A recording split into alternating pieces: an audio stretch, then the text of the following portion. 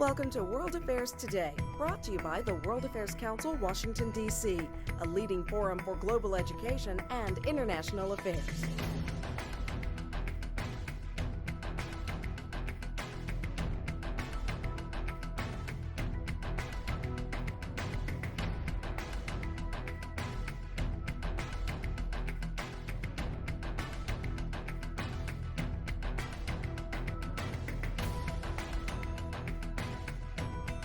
Welcome. I'm Heidi Shoup, President of the World Affairs Council, Washington, D.C., and it's my pleasure to welcome you here today as we film an episode of World Affairs Today, our weekly television program. And it's our honor today to host Hanan Ashrawi. She needs no introduction. She has been called one of the most influential women in the Arab world. That's certainly true. A former English professor turned political advocate, she was introduced to American television audiences in 1988 and since has been perhaps the best-known Arab woman in America. Born in Nablus to Palestinian Christian parents, she grew up in Ramallah and was educated at the American University in Beirut, receiving a BA and MA degrees in English literature. There, in 1967, she found herself stranded, denied by Israeli authorities the right to return to her family after she graduated in what had become the occupied West Bank in June of that year. She received a scholarship to the University of Virginia, where she received a PhD in medieval and comparative literature. Upon returning to the West Bank in 1973, after the Israeli government allowed what was termed Palestinian exiles to rejoin their families, she established the English department at Birzeit University, and she was always active in politics and the Palestinian quest for justice and independence. From 1991 to 93, she was the official spokesperson for the Palestinian Delegation to the Middle East peace process. From 93 until 95, she headed the preparatory committee of the Palestinian Independent Commission for Citizens' Rights in Jerusalem and was the first woman elected to the Palestinian Legislative Council.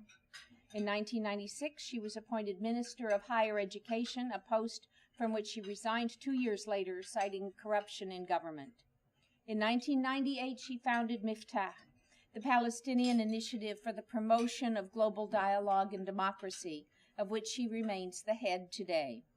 She has been and continues to be a passionate advocate for the human rights and gender issues and has spent her life fighting for the rights and aspirations of the Palestinian people. Her numerous international peace and human rights awards include the Olaf Palme Prize, the Jane Addams International Women's Leadership Award, the Mahatma Gandhi International Award for Peace and Reconciliation, and in 2003, the Sydney Peace Prize. Today, she will brief us on the situation in the West Bank and Gaza and on the current Palestinian quest to gain UN recognition as a non-member observer state, and also, I'm sure, make some remarks about the Israeli invasion of Gaza underway. Following her remarks, she will take questions from the audience. And if you have a question, please, we need to wait for the microphones to be brought around. Please wait for the microphone to be brought around and then introduce yourself and state your affiliation, but just a question, please, no speeches. So please join me in welcoming Dr. Hanan Ashrawi.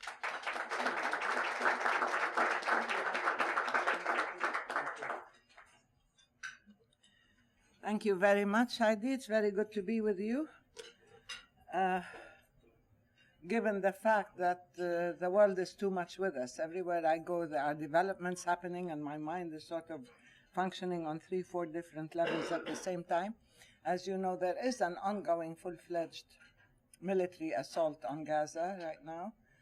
Several assassinations have taken place. The Hamas military leader was killed, was bombed. And there are a couple of children already killed, a 7-year-old boy and a 1.5-year-old baby girl. And we hope that sanity will prevail and unbridled military force will not be used once again on the Palestinians and particularly on the Palestinian civilian population in Gaza. And Gaza is already under siege. So it's like sort of hemming people in and then pounding them. Anyway, these are difficult times indeed, yes, for a variety of reasons, and before this latest assault. As you know, we are under a multiple siege. We're under a territorial siege, a geographic siege, a military siege, but we're also under a political, legal, and economic siege. And right now that siege has extended to a threat that if we try to break any type of siege, that we will be subjected to sanctions. And we'll get to that later, because one way of breaking the political and legal siege is by going to the UN.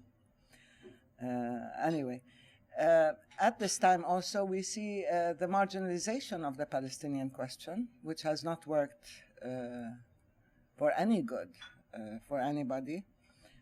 Palestine is being sidelined either because of the Arab Spring or the Arab Awakening, because everybody is concerned about the transition. And as you know, all transitions tend to be unpredictable, destabilizing, and quite painful at times. And what's happening in the Arab world is very much of a transition, a game changer, a transformation. And it's not always easy, and you cannot always predict the outcome. Those who have brought down the system are not necessarily those who have organized on the ground in order to take over. They may have mobilized in cyberspace very well, but they certainly could not organize enough to be able to take over and to be able to bring out the vote, so to speak. And so far we have no other way of democratic transitions and transformations except through elections right now. So the Arab world is busy, is preoccupied with its own spring, with its own transformation. And of course, for the last year or two, the US was preoccupied with its own elections. So the whole world had to be put on hold, except for Israel, of course. Israel was given room and time to continue building settlements, expropriation of territory, expansion of the settlements, and of course the theft of resources continues, the building of the wall, the annexation and transformation of Jerusalem. But the Palestinians were asked not to do anything, that nobody should budge, nobody should do anything, we shouldn't go to the UN. And the quartet was told that it should manage the conflict or the crisis, but not do anything serious or substantive. And as you know, in our part of the world, whenever you have a political vacuum, it is always filled either by violence or by regression. Reality cannot be put on hold, contrary to the opinion of those running for office in the US. So the situation on the ground has deteriorated drastically, and Israel was given time and space to continue to undermine the chances of peace by destroying the two-state solution. You cannot be talking about two states, Palestine and Israel, when Israel, as a military occupier, is very busy stealing the land of the next state, of the Palestinian state.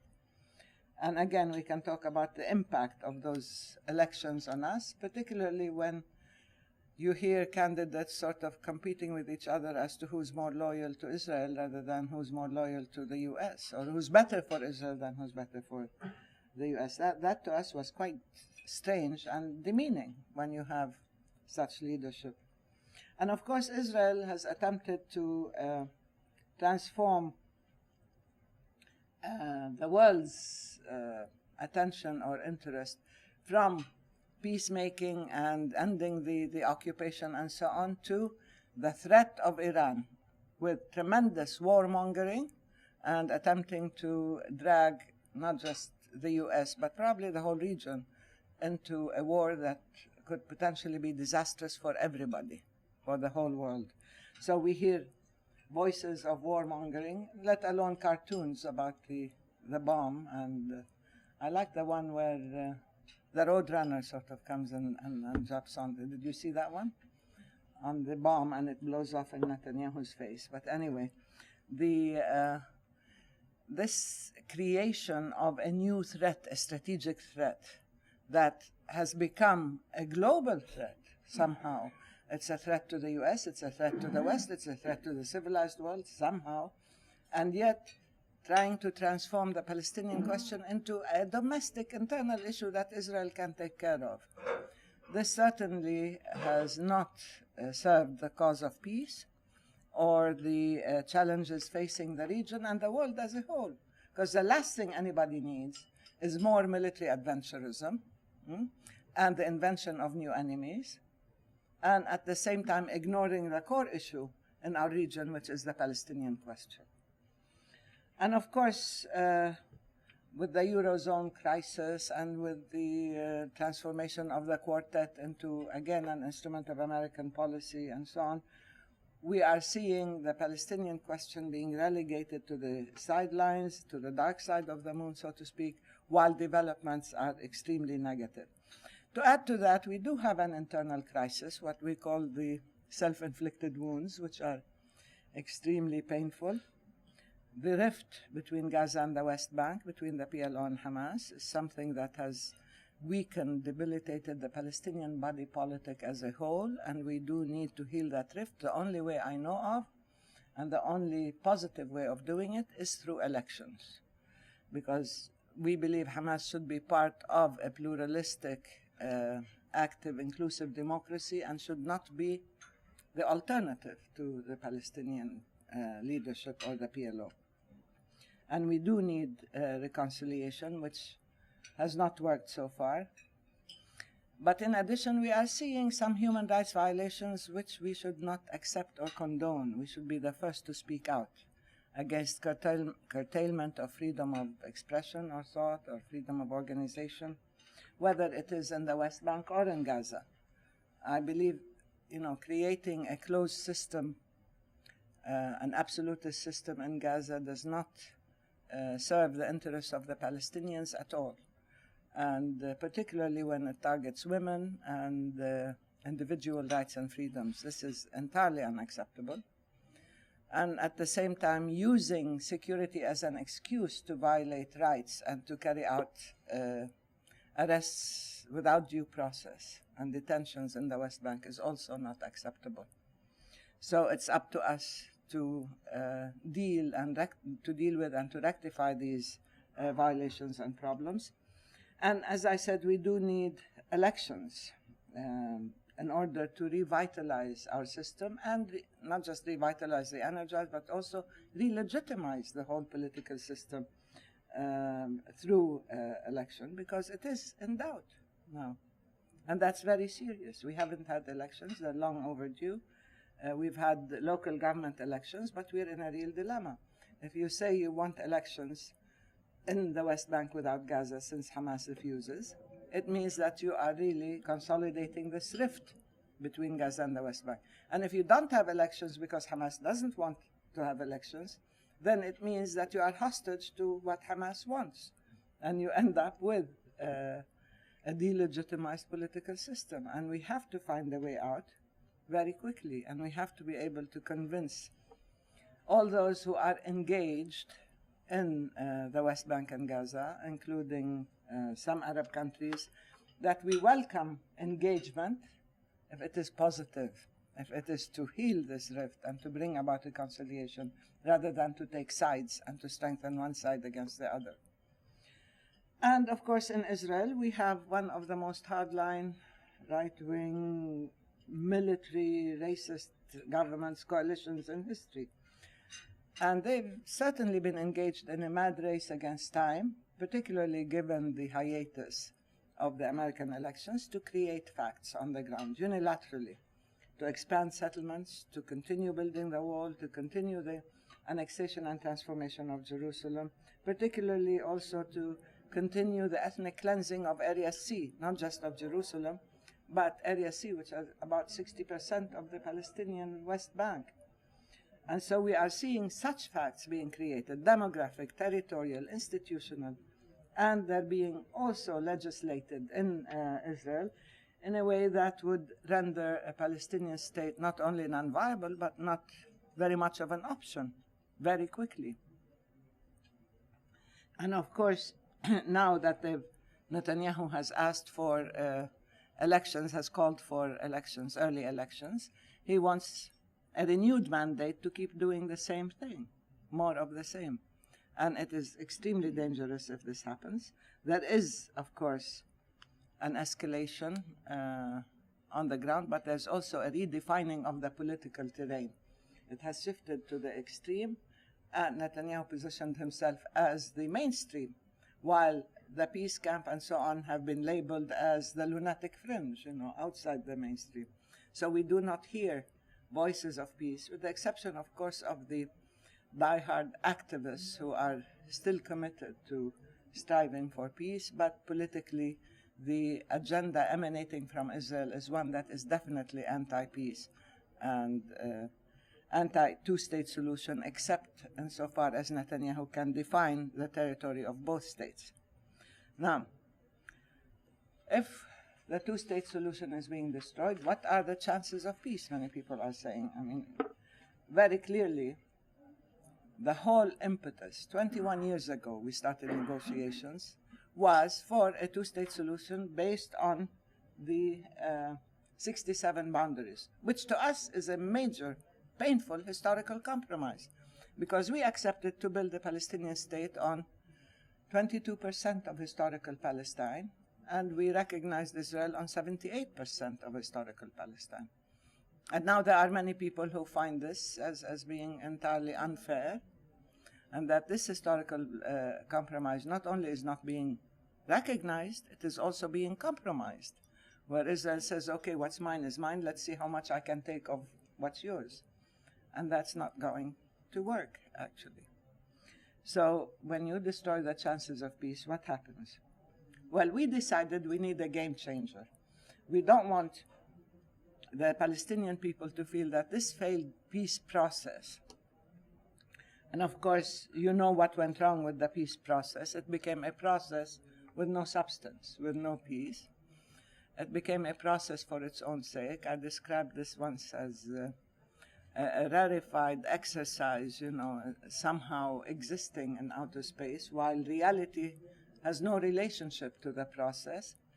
It lost its substance, it lost its credibility, it lost its impact on reality, and it bought Israel more time, as we said, to continue to create facts and to enjoy full immunity from any kind of accountability. And of course, this had a lot to do with the American use of the veto in the UN, and of course with the strategic alliance with Israel.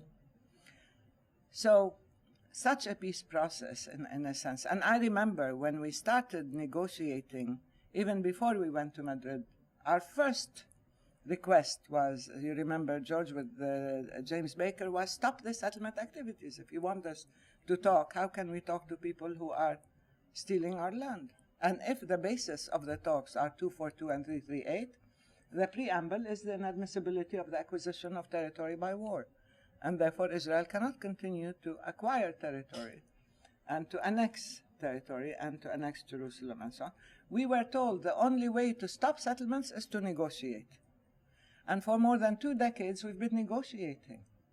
I mean, it's become even a joke that the Palestinians have negotiated, have invented ways of negotiation more than anybody else in the world. We started with proximity talks, then we had direct talks, we had indirect talks, we had bilateral talks, we had multilateral talks, we had exploratory talks. We even ended up with epistolary talks. We exchanged letters at the end. And yet everybody is focusing on talks. All you need to do is negotiate. We're the only people under occupation who are being asked to negotiate with their oppressor without any positive intervention to level the playing field. And of course, we are being told that we have to get our occupiers' permission to be free and to build our state. We believe the right to self-determination is an inherent right. It's an innate right. It doesn't need to be negotiated. And Israel is not the guardian of our rights. We do not have to get permission from Israel to implement and act our right to self-determination. We should be free. It is our right to be free, and Israel should be held accountable as a belligerent occupant in accordance with international law. This is not something we invented. But the problem is, from the beginning, we asked for accountability for Israel, protection for the Palestinians. We never got that. Instead, we got a process. Keep that process going, give Israel a free hand, destroy the two-state solution, destroy the chances of peace. Well, we are reaching that point now. So we went to the UN. And you'd think that we're violating, the most basic principles of international law and justice by going to the UN. No, it's our right to go to the UN because we want a multilateral approach, not a bilateral approach. We want the whole international community engaged and involved in this. And we want any solution to be based on international law, not to be based on the imbalance of power and Israeli impunity. We need to be able to have international law brought to bear on this. And of course, we need our land to be designated very clearly as occupied territory, because Israel has attempted to drop the term occupation from the political lexicon, and the US has followed suit that this is not an occupation. Well, what is it? Huh? It feels like an occupation. There's a military occupation. They control all our lives. I don't want to talk about the duck analogy. Netanyahu has exhausted that.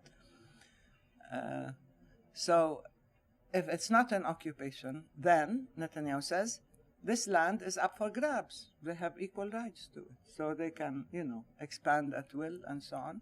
And out of the kindness of their heart, they might allow us to live in our population centers, a few Bantustans, a few reservations. Maybe we can even have some casinos later on. But still, the issue is our right to freedom, to dignity, to self-determination. That's basic. So when we go to the UN, we're going to do something positive, constructive, responsible, moral, human, legal, to say that there is a way out, that this failed peace process is not the end, that the alternative is not violence, the alternative is not armed struggle, again, that we do have constructive and legal means to get our rights. On the contrary, right now we are being threatened. The U.S. says Congress will cut off aid, they will cut off ties with us, close down our rep office. I don't think Mahan will be very happy. Or he might want to go home, I don't know. And they've sent letters to the rest of the world to tell them to stop us, stop the Palestinians from going to the UN. Had they used so much energy and effort and time to stop the illegal settlement activities, we would have had peace by now. Instead, now they're waxing hysterical about something that is so positive, and that is attempting to rescue the chances of peace by saying you shouldn't do it, by saying that it doesn't serve the cause of peace. Well, what does? Israeli unilateralism, violations, the wall, the settlements, the theft of our resources, the eviction of people from their homes, the confiscation of IDs from Jerusalem. These are all fine and legal, and Israel can do them and get $3.5 billion a year in addition to preferential treatment, even in the middle of the economic crisis. But for the Palestinians to go to the UN, heaven forbid, that's a no-no. That's a great political sin. Why? Because Israel said so. And it's about time, I think, that American policy declares its independence from Israel and do what's good for the U.S., because what Israel is doing is a liability for the U.S., particularly that it is being funded and that it gets preferential treatment and military know-how and so on from the U.S.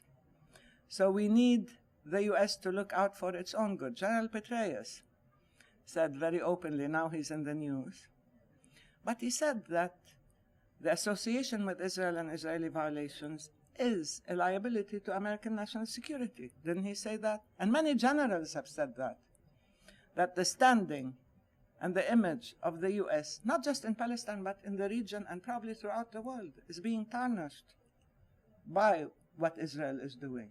So it's become a strategic liability. And yet, in the interest of narrow self-interest and electioneering and narrow personal gains, everybody's competing as to who will serve Israeli interests better.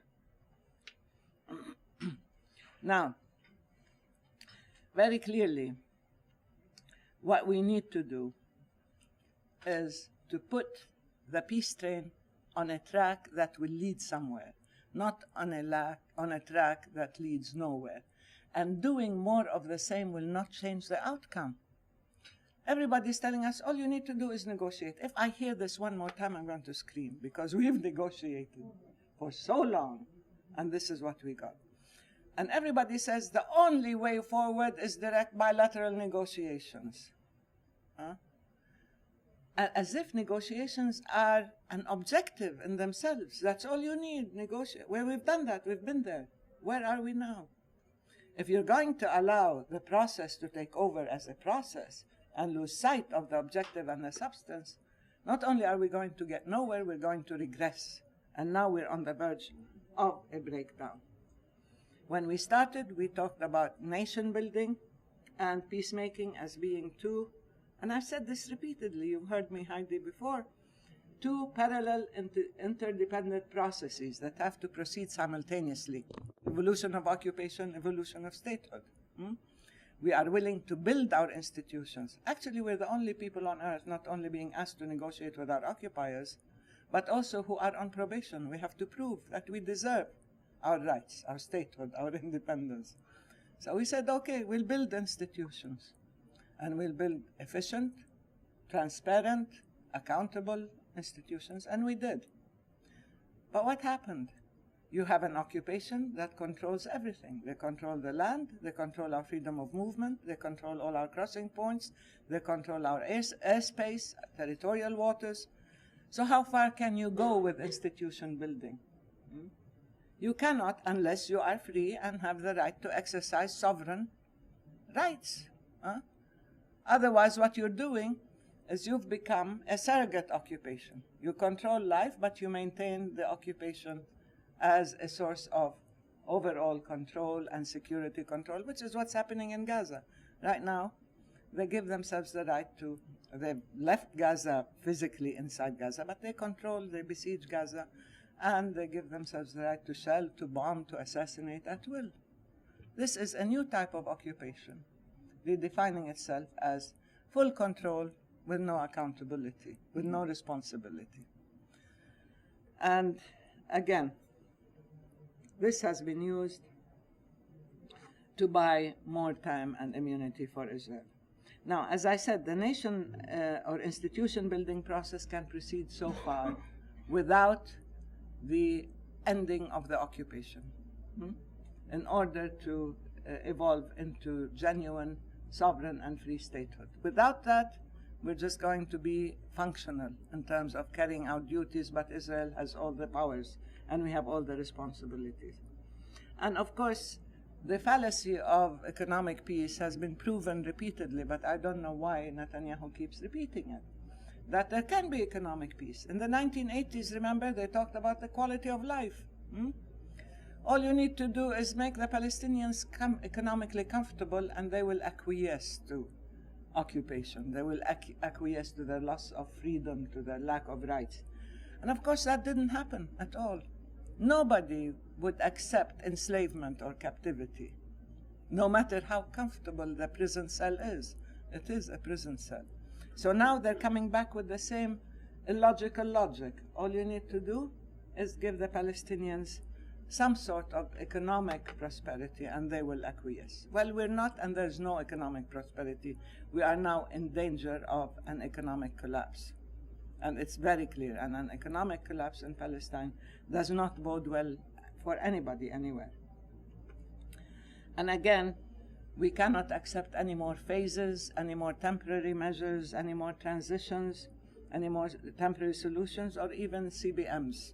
We've said this, CBMs are confidence-building measures, not intercontinental ballistic missiles.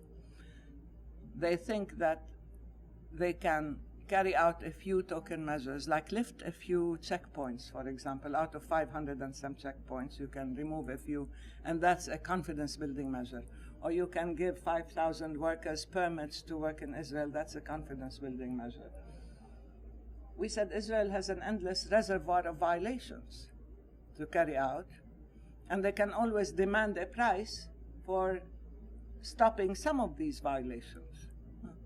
What we need is to end the occupation, not to fund it and not to carry out cosmetic changes on it, and not to go on with this misguided notion that the Palestinians will accept their captivity if you just persist at it. And to go back to the real issue, what we need is genuine protection once again for the Palestinians and accountability for Israel. And we will go to the UN regardless of the threats, because we have only two ways. Either we go to the UN or we go home. That's it. Because the situation at home is drastic. And Palestinian public opinion is quite inflamed and angry and unhappy with what's happening. And they do want to change the dynamic. And if we want to change it positively, this is where we're heading. If we are thwarted and you block off all avenues and alternatives, then the only thing you can have is either an internal breakdown or a breakout of violence, or both. An internal breakdown would lead to a breakout of violence and would lead to greater extremism, not just in Palestine, but throughout the region. And there are many people who are talking about a one-state solution or the solution of the PA. I think the PA would be dissolved once Israel carries out its plans. It will destroy the PA. The PA is a system of organization, of delivery of services, of maintaining the Palestinians on the ground, in their land. If we destroy the PA, what's going to happen? And at the same time, if you talk about a one-state solution, how will it come about? Will it come about as a result, as a de facto outcome of the perpetual Israeli occupation? Is the struggle one between the Palestinian woman's womb and the Israeli woman's womb as to who can have more children? I don't think it's a demographic race, really. I think it's a question of rights, it's a question of justice. We have the right to be free, to exercise our self-determination, and to stay on our land. If we postpone the issues and say, well, let's wait for a one-state solution, it means perpetuation of the occupation. I really see no other way, in which Israel will have a free hand to create realities and facts that would be detrimental to any peace in the future. Now, whatever happens in Palestine, as you know, will have a spillover effect or a contagion throughout the region. Even if right now we are being sidelined, I do believe that Palestine remains a core issue in the minds and hearts of the Arab people as a whole, and people of all good conscience everywhere. And so what's happening to the Palestinians shapes perceptions, attitudes, and policies throughout the Arab world. And with the Arab Spring, the opportunity might not be open-ended. So I just hope that those who make decisions understand the gravity and the urgency of the situation. Thank you for your patience. I would like to ask you this. I have, and I do have friends, it's not me, but I have friends who say, well, you know, the Palestinians can go on about all the injustice and all, but at the end of the day, if they want a state of their own, they need the United States, and they cannot afford to alienate the United States. Indeed, you know these people as well. And therefore, as difficult as their situation is, they should do what the U.S. is asking in terms of foregoing going to the General Assembly for raising their status. And and that in any case, you know, if you go to any specialized agencies after you raise your status, there's an automatic trigger in U.S. legislation that will deny you any aid from the United States. Netanyahu and his government will withhold your customs duties that they collect for the Palestinians, and that the Arab League states, the Gulf states, have really not come through for the Palestinians. Indeed, we saw the Emir of Qatar go to Gaza and pledge $400 million to rebuild Gaza and presumably to bolster Hamas. So I've heard what you had to say, but if the worst happens, then we're really talking about the financial collapse of the Palestinian Authority. That's a good question. The thing is, if the underlying assumption were that the U.S. is an even-handed peace broker, we certainly would put our confidence in the U.S. and ask for U.S. positive engagement to end this conflict, when it's not really a conflict, it's an occupation. But the problem is that for the last 21 years, the U.S. has allowed Israel to wreak havoc in our part of the world and to continue with its irresponsible policies.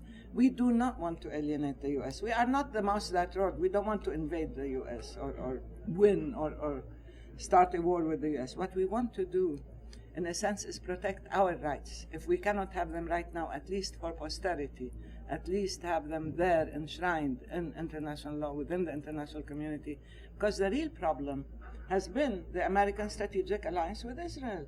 In some cases, the U.S. has been more protective of Israel and than the Israeli peace camp and the Israeli public, who are, crying out, for heaven's sake, stop giving Netanyahu license to destroy the two-state solution and destroy the chances of peace.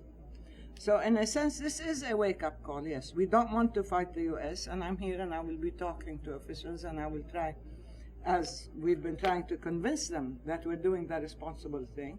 But if they don't want to be convinced, there's a limit to how much you can ask any leadership to self-negate. We are not the Mubaraks of this world, nor are we the Qaddafis, nor... We have a responsibility, we have a constituency. And I said this very openly.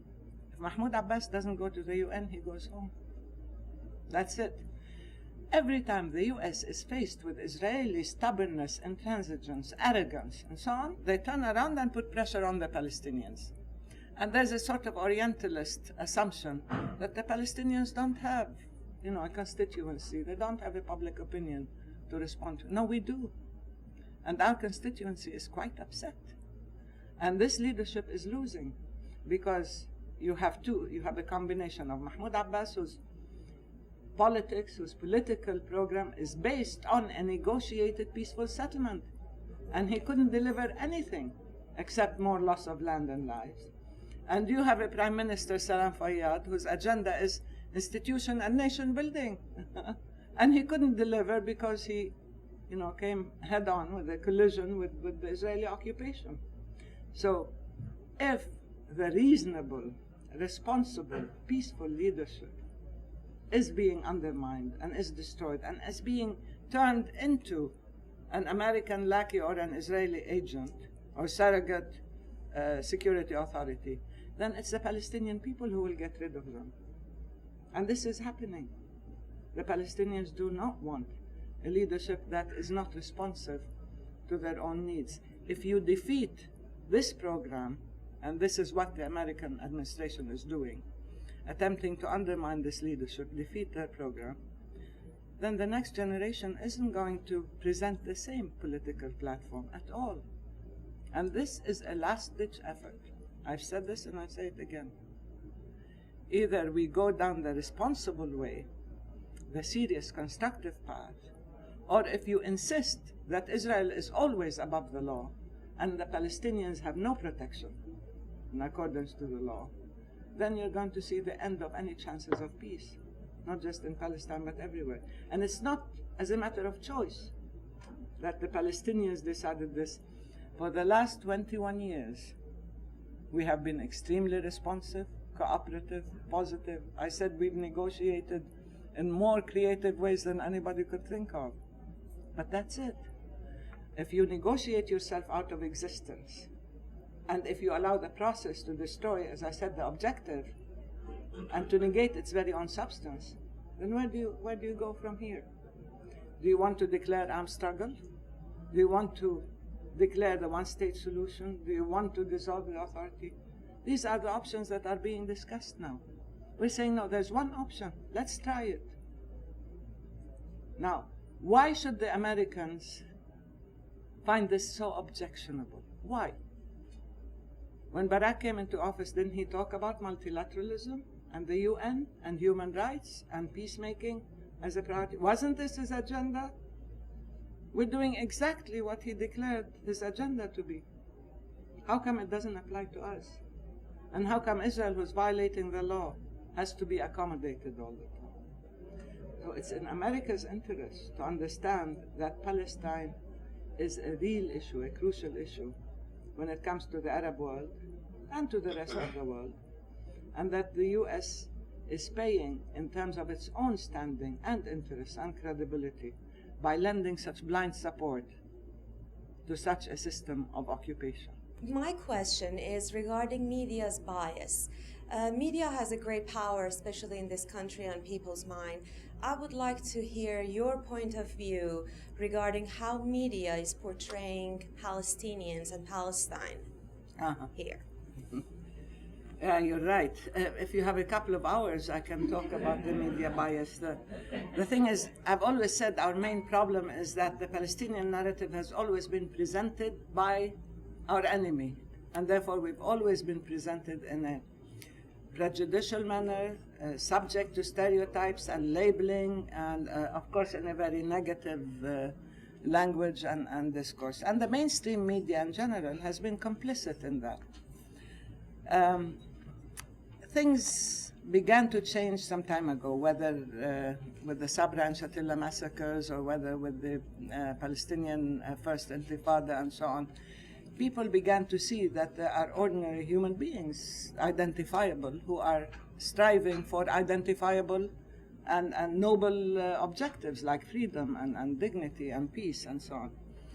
Still, the prevalent discourse, the prevailing diction used as far as the Palestinians are concerned, has always been in the negative, because it's Israel that dominates the airwaves, and it's the pro-Israeli lobby, whether it's Jewish, non-Jewish, because not all Jewish groups are of the same mindset.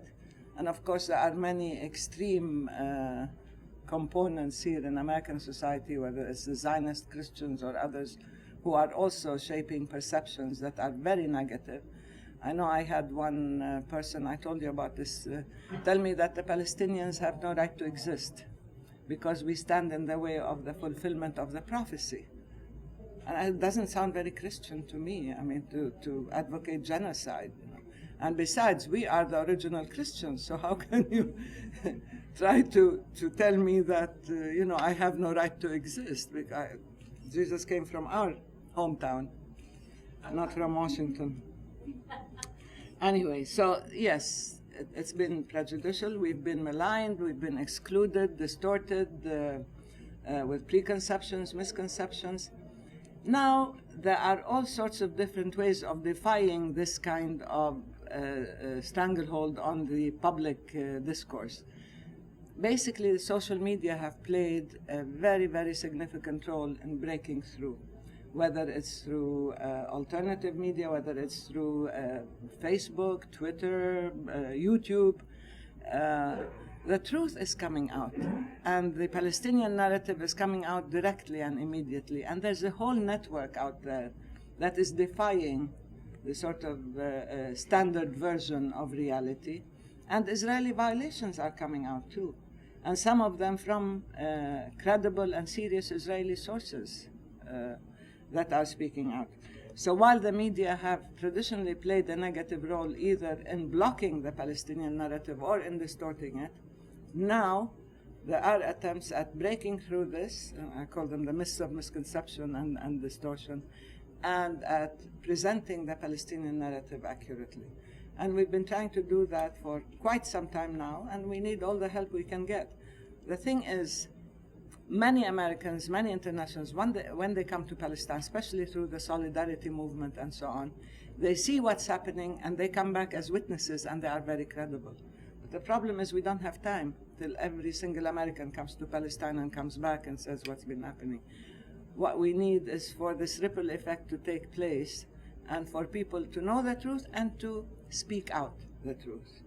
And that's what's important, and to defy these misrepresentations and distorted notions of what the reality of the Palestinians is. I just got back from Lebanon to write the article on Sabra and Shatila, the 30th anniversary, and meeting so many refugees and seeing the terrible conditions they're living in Lebanon, and we know in Jordan and Syria now they're in real trouble. Are the refugees going to be able to vote? Are the diaspora Palestinians going to be able to vote if we have Palestinian elections? I don't hear too much about trying to get a vote outside of the West Bank and Gaza. No, they are going to be able to vote. You see, the Palestinian Authority was set up by the PLO in order to be a sort of transitional government in the West Bank and Gaza until we are free. Now, the elections in the West Bank and Gaza for the Legislative Council and presidential elections are only for the West Bank and Gaza. But the elections for the Palestine National Council, which is the election for the overall Palestinian parliament that elects the PLO Executive Committee, which is the address for all Palestinians, that is where all Palestinians everywhere will participate in the elections. We already have the process started, registration of Palestinians throughout the Arab world primarily, and then these are the refugees and exiles, and then the expats in the West and in the US. Yes, they will be able to vote, and they should vote. There are some countries in which it will be difficult for them to vote. In Jordan, for example, because of the issue of citizenship and so on. So we are looking for creative ways of getting them to choose their representation, whether through regional groupings and combinations or whatever, but they will have to have their say, because the PNC, the National Council, is the parliament for all Palestinians, and that's where they will vote. But you cannot bring all the Palestinians, you know, the 5-6 million outside, to vote for legislative elections, for legislative council for the Palestinians only in the West Bank and Gaza. That's not going to work. It's the other way around. They have to vote for the larger framework. I don't understand the purpose of the rockets. I don't understand how this is helping the cause. It seems to me that, and I'm sorry, this may be a totally naive question. I'm relatively new to all of this, but I mean, it just seems to me that that's the excuse Israel uses to treat the Palestinians the way they do. Yeah. Well, they are called rockets, I think, in a form of hyperbole. These are projectiles that are homemade. Anyway, I agree with you. I don't think that there should be. We have made a commitment to peaceful settlement, a negotiated settlement, a non-violent settlement. And our commitment still stands. Now, Hamas, once in a while, or some other groups in Gaza, resort to the use of these projectiles in some ways, and they are exploited and they are used in order to justify all sorts of attacks against the Gazans. And they have been used in order to carry out this horrendous attack in 2008, 2009, in which they killed over 1,440 people and destroyed 22,000 homes and destroyed schools and hospitals and so on. But still, I don't think Israel needs an excuse, but we shouldn't provide them with one. And since we had made this commitment to a peaceful settlement and a political agreement, we should stick to it regardless. I've always said that adopting the methods of your enemy is not the best way forward, and doing unto others what was done unto you is not acceptable, even if you're the victim. So we have had our disagreements with Hamas on this issue, and we have condemned violence, and we condemn violence from whatever source, not just from Hamas, but also from the Israelis, because they're the source of the greatest violence, and they're the ones in control, after all. So violence isn't going to lead to any solution, but I'm afraid it will be the outcome of the absence of any solution. You say that if going to the UN doesn't work, it's go to the UN or go home, as you put it. For discussion purposes, let's say that the United States is successful in getting the vote blocked at the United Nations level, or some version of that, and Abbas has to go back without something, and the government structure begins to fall apart in the West Bank. What do you see happening then? I mean, in the long arc of history, as our president likes to say, you sound hopeful or positive, but what do you see happening in the next few years? Mm-hmm. And how does that intersect with some of the causes for the Arab Spring to begin with? Mm-hmm. and what's going on all across the Middle East, including in the countries that haven't yet had an Arab Spring. They might have one yet. Huh? Some people question the use of the term spring, but still. Look, that's why there is such a hysterical response, because the U.S. cannot block us at the General Assembly, the UN General Assembly. They blocked us in the Security Council last year, remember, because the U.S. has not only the veto, but they also used enormous powers of persuasion and pressure and so on the 9 members of the Security Council to prevent us from getting 9 votes to get our membership status.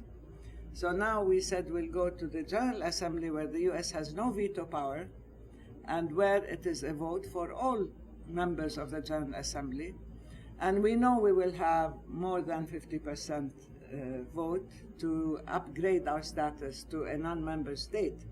It doesn't mean we will become a full member the way we asked the Security Council to accept us as a non-member state, but we have a draft resolution now that is being passed around for consultation with friends and allies and everybody who's interested in contributing positively ideas and so on. And we are assured that we will have more than a majority on the vote for non-member state status.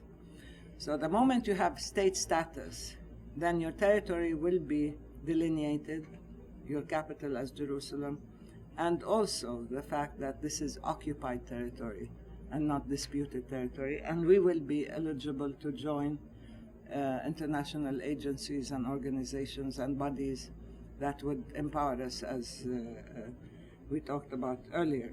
Now, the PA might still collapse, even if we get that, because we will be subject to extreme economic sanctions.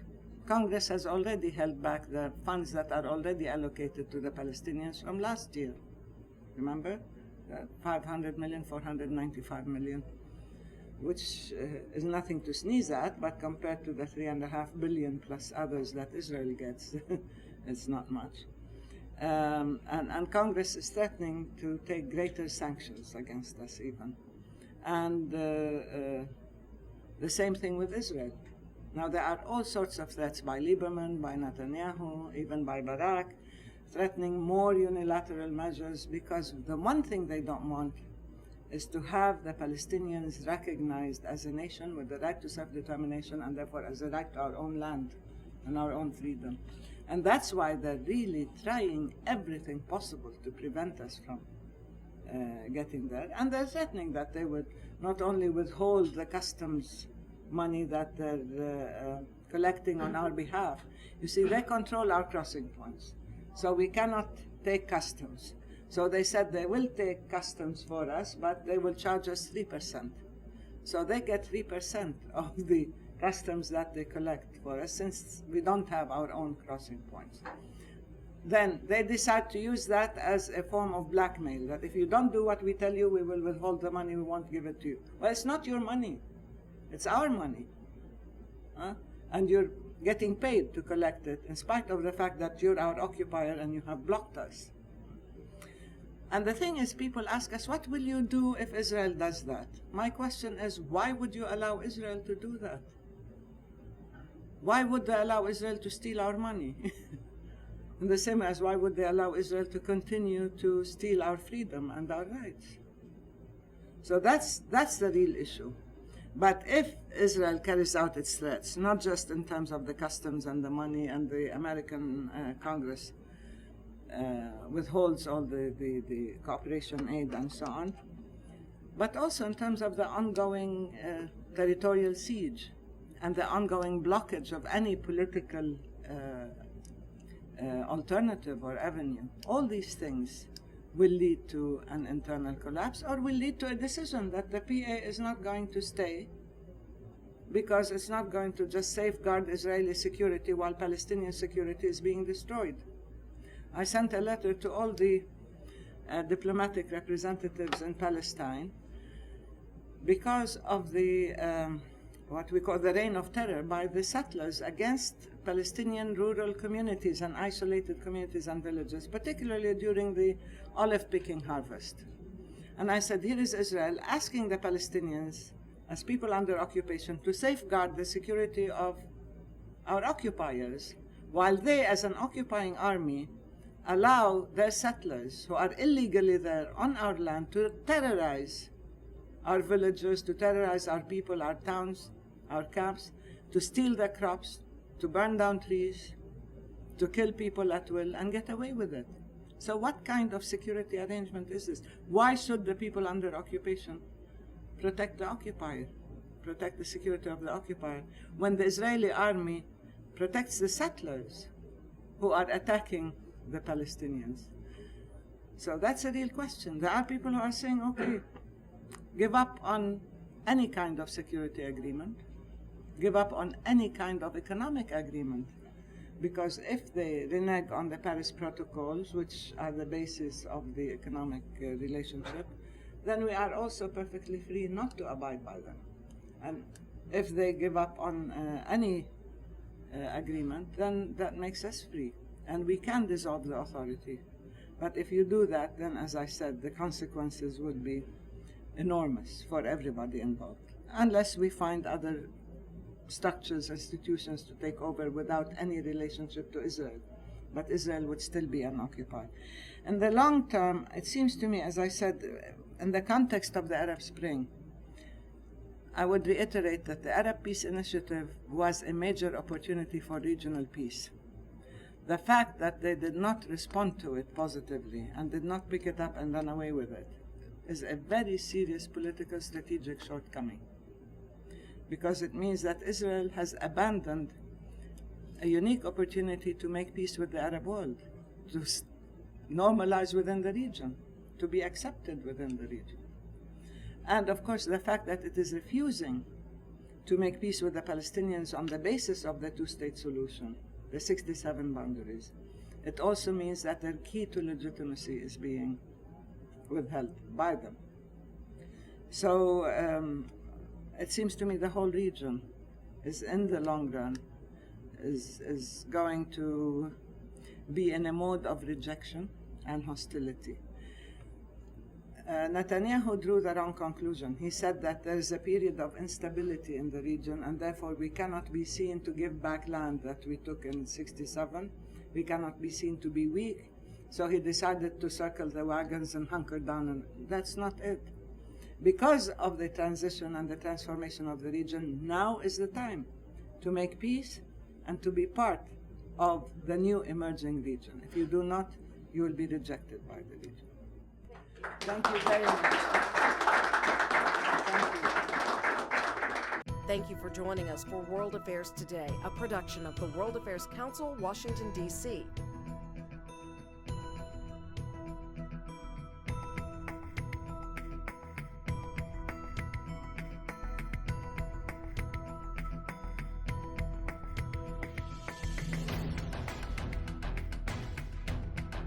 Stay connected with us at www.worldaffairstoday.org.